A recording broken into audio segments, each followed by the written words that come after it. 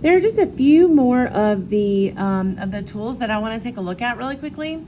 If you look at this X mark right here, for example, if you read the question, what does the symbol mean in the text,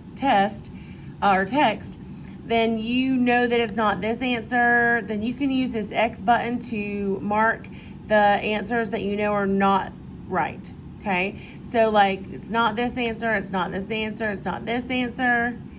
Then you go back up and you click on the X area again, and you can come back down here and mark your answer clearly. Okay.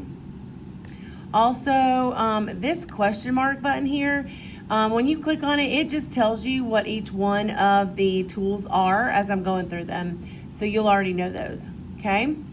This big back arrow here, for example, if you made a mistake here and you want to erase everything you've done on this page, you can click on this button. It will say caution and tell you that if you reset it, that it'll erase all of your answers. So if you don't want it to erase your answers, then don't do that. But if for some reason you want to reset the entire page, you can click reset and it will clear it all off. Okay? Now, we talked about flagging.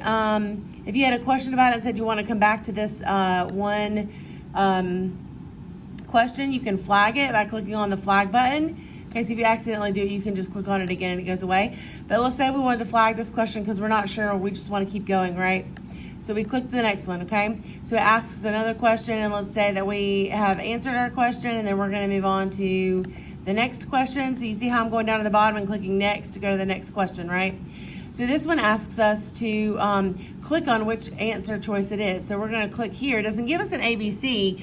It just says click on the word, right, that we think that word means. Okay, so we're going to, let's say we click here. We've answered it, so we're going to click next. And then here it's asking us to click on one of the answer choices below and move it up to this box to answer it, okay? Then we're going to click next. Then it might ask us, okay, what is the, in which choice is 1/4 of the area shaded? So let's say we click on this is our answer. Then, but we're not sure about it. We might want to go back to it. We're going to flag it, okay? So then we're going to go to next. Then it says, what is the value of those two numbers? So then you type in your answer with numbers, right?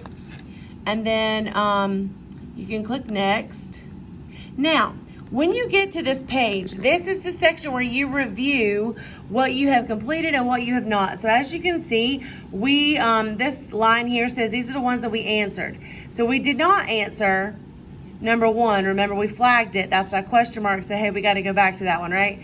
Number 2 we answered. Number 3 we answered. Number 4 we answered. Number 5 we answered, but we're still not sure about it. So we want to go back and check that answer, okay? And then number 6 we answered. So what you're going to want to do now is go down to the very last row where it says flagged, and you'll click on the, I believe you can click on the question mark. No, sorry, it's the number. And then you go back and you reread the text and you choose your answer, and then you can go back to the review button. That takes you all the way to the end so you can see which is the next one you need to review, okay? And then you can go to number 5, because that was one we needed to review. Well, I think that maybe I want to change my answer, and this is my answer now. So then I'm going to click, I could click review, but I forgot to mention this. Go ahead and unflag it. So just click it and unflag it, okay? And then click review, okay? So now we're looking at, we want to clear out all those question marks there. So it looks like we still have this one question mark. So we might need to go back to this number. We answered it, but we forgot to unflag it. So we're going to unflag it. Then we're going to go to review. Now it looks like we have answered all of our questions. We have checked our work. We are ready to go to the next section.